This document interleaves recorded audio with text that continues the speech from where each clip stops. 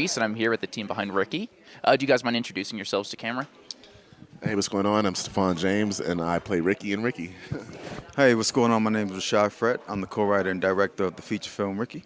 Awesome. I first want to ask how you guys got together and kind of like what was the genesis of this project. Yeah, so pretty much, it started from a short film, and it snowballed into this feature, and in that process of becoming this bigger thing, the universe brought us together.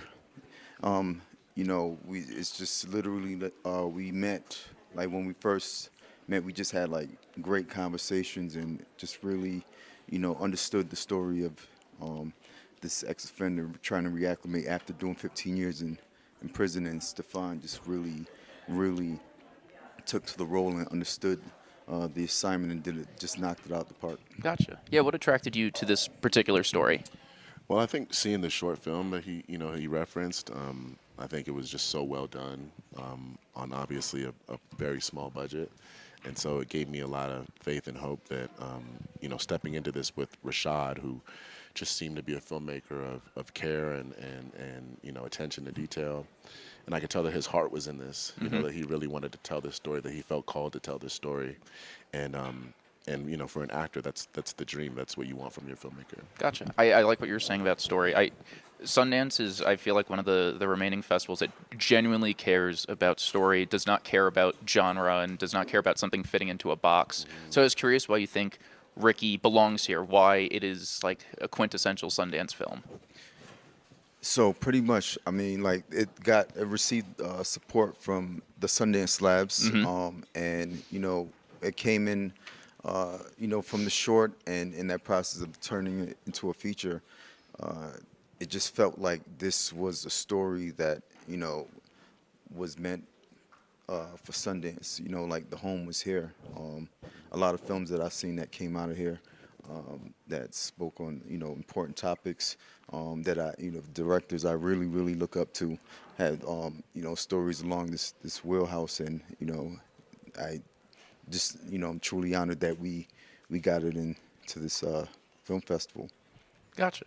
I wanted to talk about what you were saying about like being inspired by other storytellers. I was curious if there are any performers, actors, writers, even as we're at Audible, that you guys like truly look up to that like even maybe helped inspire this story. So one of my professors, Spike Lee, a lot of his films. Very casual thing to drop. Yeah, seriously. No, seriously, yeah. Yeah, he's just meeting with him one-on-one about the script. Yeah. He helped fund the short.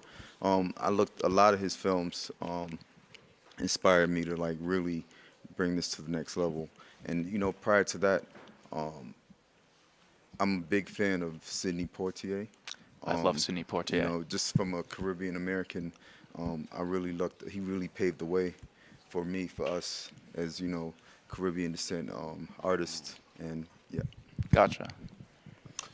For me, I would say I was actually really inspired by a real life individual, a young man by the name of Khalif Browder, who got caught up in the criminal justice system at a very young age in New York City, and so I became obsessed with his story after he came back from prison, just like the journey he went on, and it's so unfortunate that really there seems to be like too much source material for a story like this, but for me, I feel like I really zeroed in on Khalif and his story, just being a young man and understanding the effects of coming out of an institution like that and trying to readjust to society.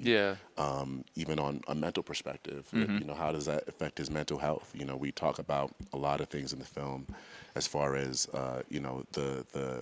the drugs that they're given when they come out of jail to deal with PTSD, to deal with depression.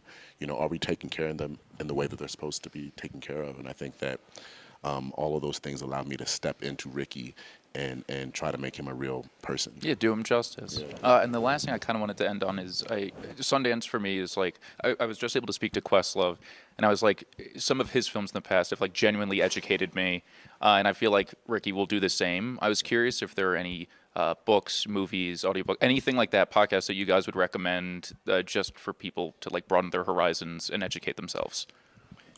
Well, yeah, no, definitely the Khalif Browder story for one. I think that that's important. I think there's a documentary, there's books, there's a bunch of materials on his life, and I think that, if you can understand Khalif, then you can understand Ricky, and you can understand, the young men that are put in this situation, despite what they may have done to be placed in that Yeah. situation.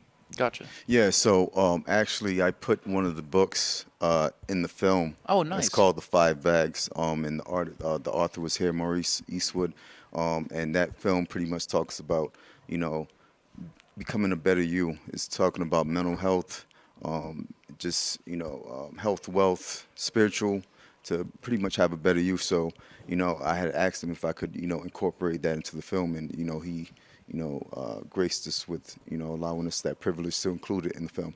That's awesome. Well, thank you guys so much for Thank you. stopping by to chat, and Thank you so congrats on the much. film. Appreciate Truly, it. yeah, yeah. Thank you so Appreciate much. you guys.